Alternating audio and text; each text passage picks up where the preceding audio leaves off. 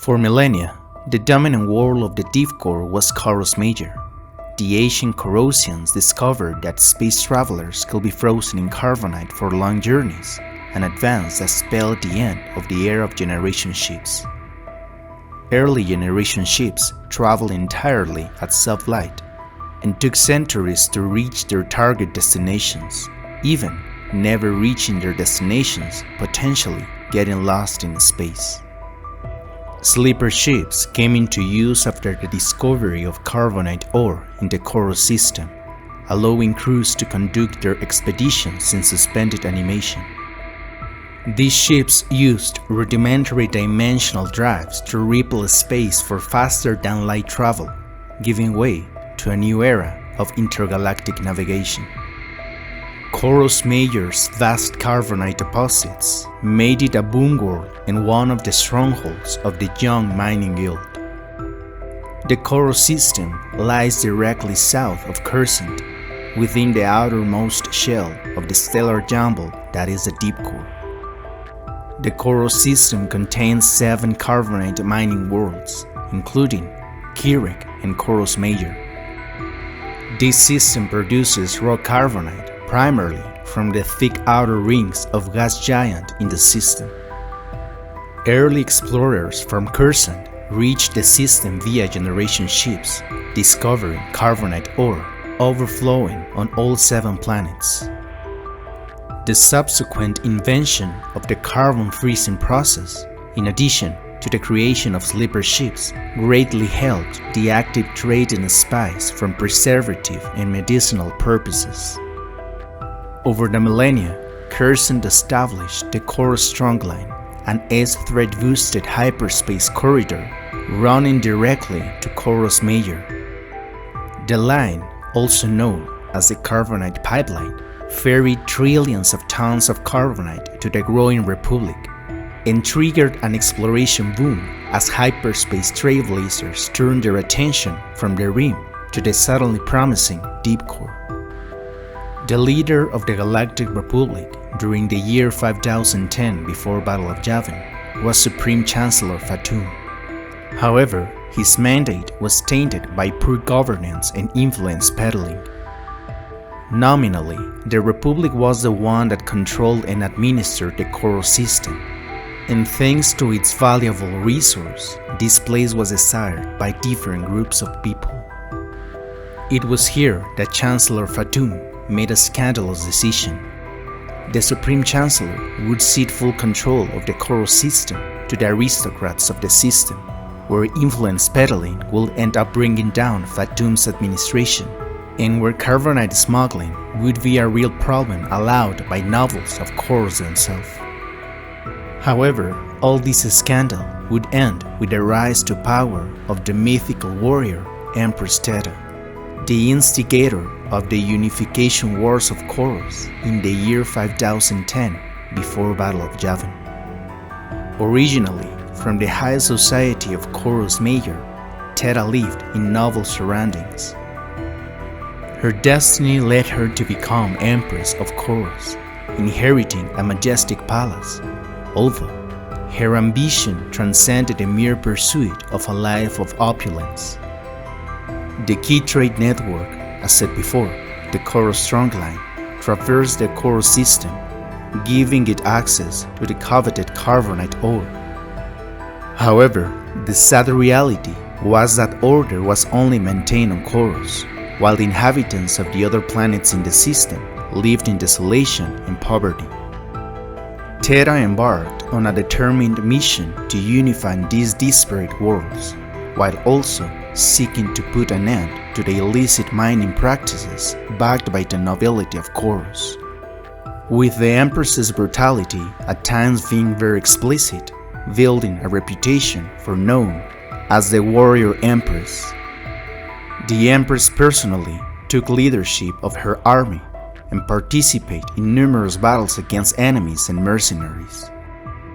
The Empress, endowed with an indomitable will, not only resisted attempts on her life, but this only served to strengthen her warrior spirit to reach the desired goal, the union of all the planets of the Koros system.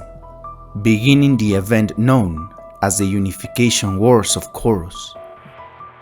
Odan-Ur is a Jedi, passionate about history and the events of the past, enthusiastic about the history of the Sith and the event starring a group of fallen Jedi exiled by the Jedi Order who were able to reach to the planet Korriban. Despite having completed his Jedi training, his love lies in stories and knowledge.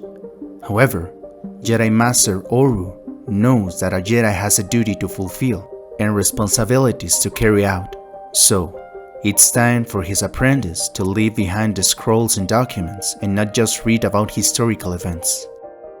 It was time to help end the war started by Empress Teta in the Koros system.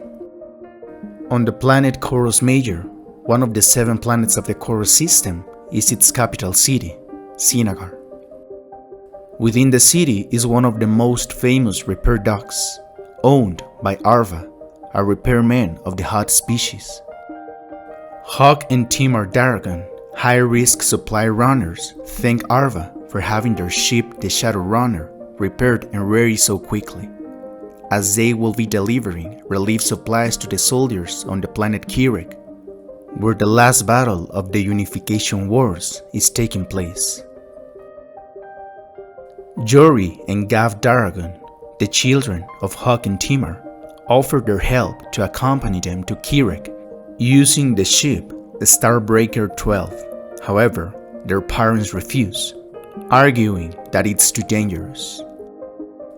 Additionally, the Hutt's innate personality and egocentrism caused Arva to keep Starbreaker 12 as collateral, since the Shadowrunner ship had been repaired without sufficient credits, so the Hutt had made an exception. Jedi Odan-Ur arrives at the city of Sinagar, being greeted by a Jedi representative sent by the Order, Empress Teta's Jedi advisor, Memit Nadil. The Empress Teta's physical war tactics hadn't been successful, so more academic insight from Odan-Ur could be of great help to the Empress. The planets of the Koros system underwent a change under the leadership of Empress, who extended a generous hand to the inhabitants of the Korosian worlds, giving them the chance to abandon their impoverished lives in exchange for being on her side. A considerable number accepted the offer. However, some planets, such as Kirek, resisted, challenging Teta's insurgency and causing casualties in the ranks of the Empress, taking revenge on all ships that came within striking distance, taking soldiers hostage and ending their lives.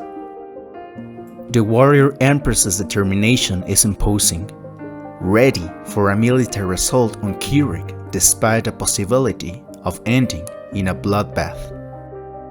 However, Odan-Ur intervenes, explaining the existence of a war technique that could help win the war without casualties, called Jedi Battle Meditation. Jedi Memit Nadil asked Odan-Ur to teach him the technique during his trip to Kirek to test it in war. The Jedi Battle Meditation is simple. Every fighter brings his own fears, his own hopes with him into combat. With sufficient concentration, a Jedi can strengthen the hopes of the allies and heighten the fears of the enemies. Thus, what the armies know in their hearts must become true, because they believed it so strongly. Behind hastily erected siege walls, the Kirek pirates keep Empress Teta soldiers trapped in a citadel, destined to become a tomb. But even they can feel the power of Odan-Ur's battle meditation. The two Jedi performed the studied technique, achieving victory on the battlefield. The Empress Teta soldiers celebrate the defeat and the unification of the 7 planets, counting Kirek from the Koros system, just as Empress Teta wished. However, the Kirek pirates, now seeing their defeat, will fight and at least take some of their enemies with them to the grave.